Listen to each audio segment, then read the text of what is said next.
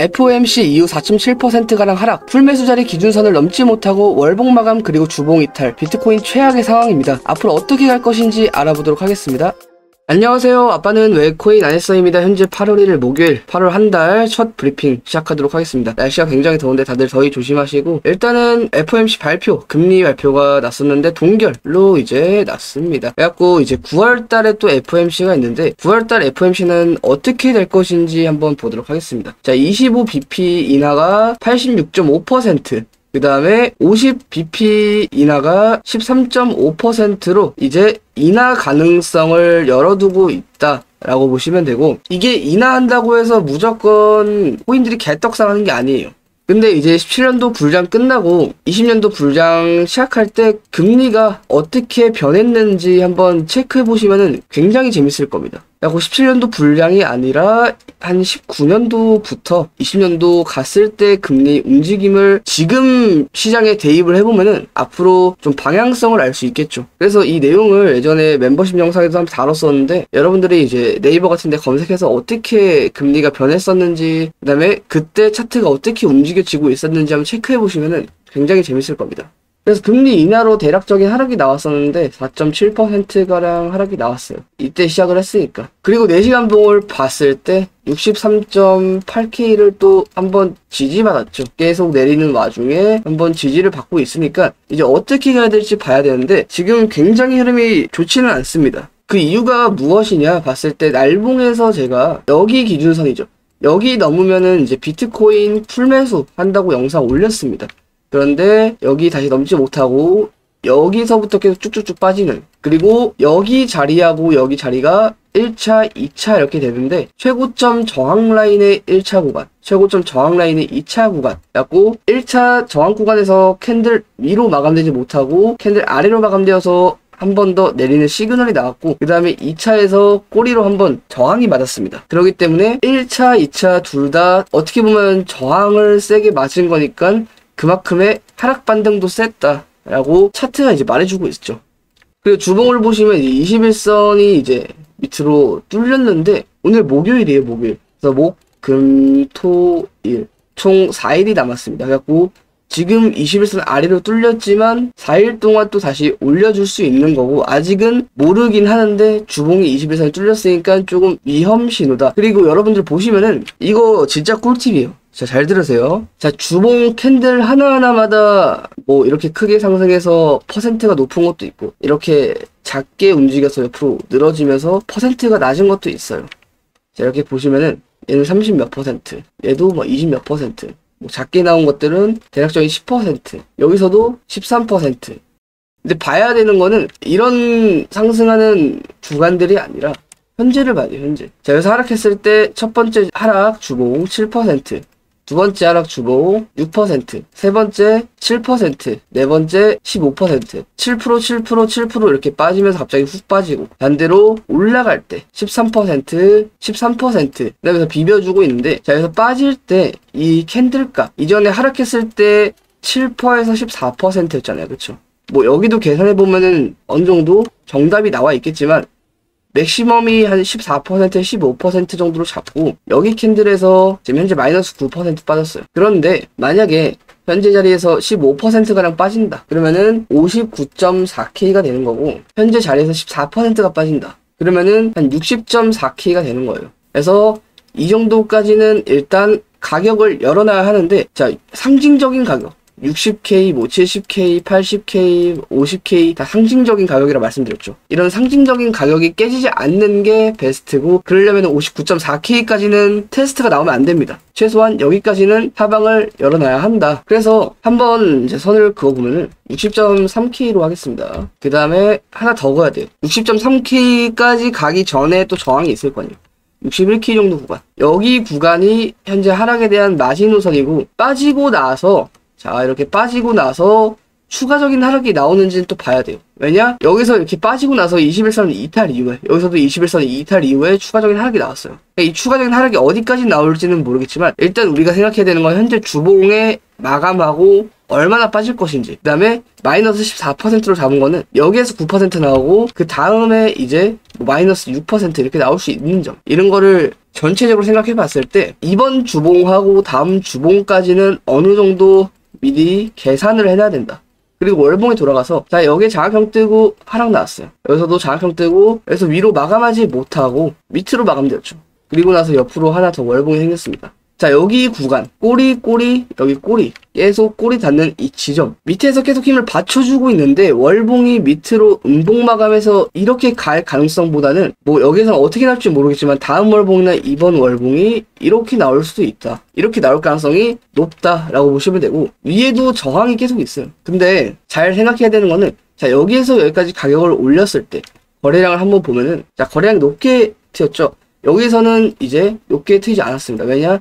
여기에 대한 매물대가 낮고 밑에서 매물대가 크게 받쳐주고 있으니까 손쉽게 올릴 수 있는 가격대가 되는 거예요. 근데 이렇게 장기적으로 대충 580일이라는 시간 동안 이렇게 올렸는데 다시 밑에까지 빠진다라는 거는 힘들게 가격 올린 거를 다시 빼는 거잖아요. 그래서 다시 또 올리려면은 다시 그만큼의 힘이 필요하다. 그래서 만약에 이렇게 간다면은 이제 다 페이크 주고 이제 갈 가능성이 있지만, 페이크 없이 갈 가능성을 조금 열어놔야 합니다. 왜냐면은 이제 다음 달부터 금리 인하 소식도 있고, 트럼프 이슈도 있고, 그리고 11월 달에 미국 대선이 있어요. 그 다음에 FOMC도 있고. 그럼 금리가 만약에 9월 달에 인하가 되면은 11월 달에도 인하될 가능성이 높습니다. 그러니까 점차 금리는 인하되고 있는데, 여기에 맞춰서 코인도 같이 움직여야 하는데, 여기까지 쭉 빼고 올린다라는 거는 아무래도 비트 운전수들에 대한 부담감이 더 커질 수밖에 없습니다. 페이크를 준다 하더라도. 그렇기 때문에 11월 FOMC하고 트럼프 대선이 겹치는 이 11월 달에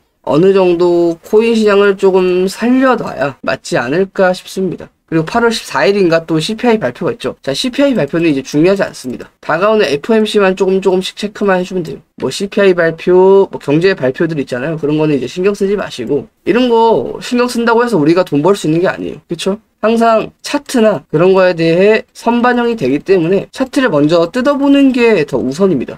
그래서 유튜브 비트코인 분석 1위인데도 가끔 틀릴 때도 있지만 여러분들에게 최선을 다해서 최선의 방안으로 제가 지금 차트 브리핑을 해주고 있어요. 아주 쉽게. 그렇기 때문에 구독, 좋아요 한 번씩만 눌러주시고요. 여러분들이 구독, 좋아요 누르면 영상 퀄리티가 점점 더 올라가집니다. 그리고 한 가지 아쉬운 거는 이제 여기 추세 있잖아요. 추세에서 여기를 기준으로 하나, 둘, 셋, 넷, 아니면은 하나, 둘, 셋, 넷, 다섯이 되는데 계속 고점 추세를 계속 테스트를 했어요. 계속 테스트를 했는데 어떻게 됐어요? 테스트할 때마다 저항 맞고. 그렇다라는 거는 저항을 맞을 때마다, 자, 잘 들으세요. 꿀팁입니다. 이것도 저항을 맞을 때마다 하락이 세게 나와요.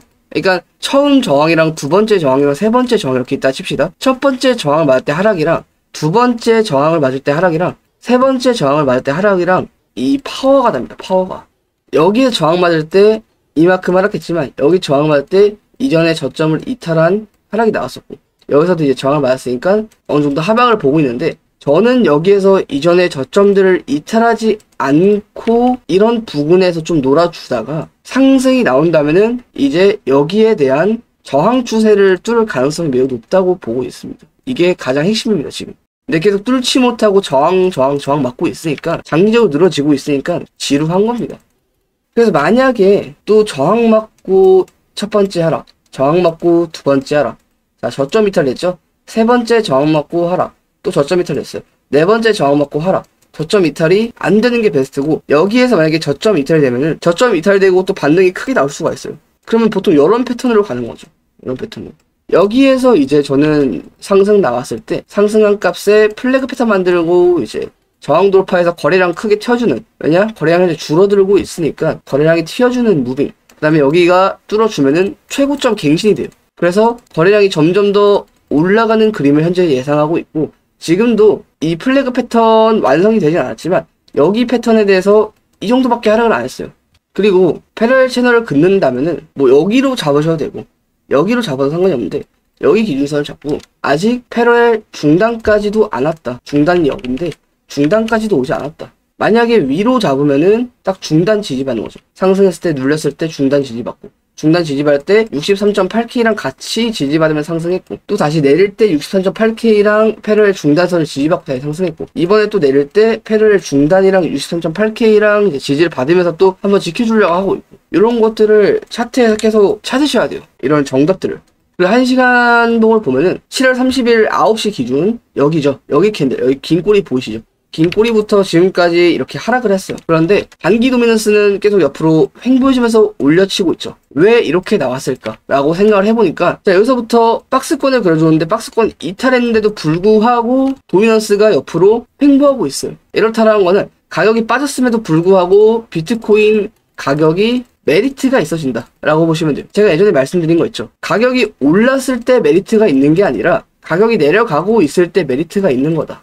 누가 비쌀 때 사고 싶습니까? 쌀 때 사고 싶지. 그만큼 비트코인 펀더멘탈이 강하다는 거는 도미넌스랑 비트코인 차트에서 나타내주고 있는 거고, 그리고 알트코인들하고 비트코인의 그런 상관관계가 지금 비트코인의 의존도가 너무 높다라고 보시면 돼요. 왜냐? 비트코인 하락했을 때 알트 같이 빠지고, 비트 상승했을 때 알트는 찔끔 상승하지만 같이 상승하고 있고, 이러고 있으니까 현재 지금 의존도가 높아요. 지금 알트 독주로 달리고 있는 게 없잖아요. 그렇기 때문에 독주로 달리고 있을 때 보통 알트장을 예상할 수 있는데, 지금 그런 장이 아니기 때문에 현재 의존도도 높고 비트에 대한 펀더멘털이 높기 때문에 지금 비트 차트를 먼저 우선적으로 봐야 돼요. 알트를 볼 게 아니라. 그럼 알트는 언제 담아야 하냐?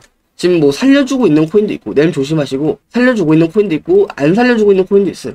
근데 알트 같은 경우에는 시가총액이 어마어마하게 낮은 코인도 있고 좀 높은 코인도 있어요. 예를 들어서 이더리움 같은 경우에는 시가총액을 520조를 가고 있으니까 보통 이런 것도 빠지면 비트코인 펀더멘탈이랑 같이 적용돼서 매수가 들어갈 수 있겠죠. 근데 여러분이 생각하는 그런 샵코인들 있잖아요. 뭐 예를 들어서 시가총액 낮은 게 뭐가 있을까? 스토리지 낮죠. 2천억짜리 이런 거를 들고 갈 수는 없단 말이에요. 왜냐? 앞으로 어떻게 될지 모르니까. 스토리지랑 만약에 이더리움이 있어요. 스토리지가 업비트에 상패가 된다면은 아무런 영향이 끼쳐지지가 않습니다. 거의. 근데 이더리움 상패가 되면은 알트들의 영향이 좀 크죠. 왜냐면 이더리움이랑 연결돼 있고 얽혀있는 알트들이 많기 때문에. 이 생태계가 있잖아요. 생태계. 그만큼 이제 여기에 대한 그런 펀더멘탈도 있고. 그래서 어떤 코인을 사야 되냐? 지금 코인을 사는 기간은 아니에요. 그러니까 비트코인 같은 경우는 가격이 빠지면은 메리트가 높아져요. 근데 반대로 가격이 오르면은 메리트가 적어지겠죠. 알트들도 동일하게 적용이 되는데 가격이 빠질 때가 시기가 언제인지를 봐야 돼요. 알트 가격이 빠질 때 시기. 예시를 한번 들어볼게요. 첫 번째 예시가 막 상승했을 때 조정. 두 번째, 막 하락했을 때 패닉셀이 일어나는 지점. 아니면은 상승한 다음에 박스권을 해주고 뭐 하락이 나온다던가, 기영이 머리처럼. 아니면 추가 상승이 나왔을 때 또 하락이 나왔다던가, 이런 지점. 아니면은 하락 후 박스권 그려주고 또 추가 하락 나올 때, 여기가 3, 4, 5 이렇게 되는 거죠. 그 다음에 추가 상승 6. 이 시기가 너무나 많습니다. 너무나. 지금 짧게 6가지 정도 있는데 더 있어요. 시기가 너무 많기 때문에 지금 그런 시기는 아니다. 지금 담아야 될 시기는 아니다. 현재 가격이 빠졌음에도 불구하고 메리트가 있는 자리가 아니다 라고 보시면 됩니다. 그래서 영상이 도움되셨다면 구독과 좋아요 한 번씩만 눌러주시고 다들 안전하게 매매하시고 항상 성투하시기를 바랍니다. 감사합니다. 성투!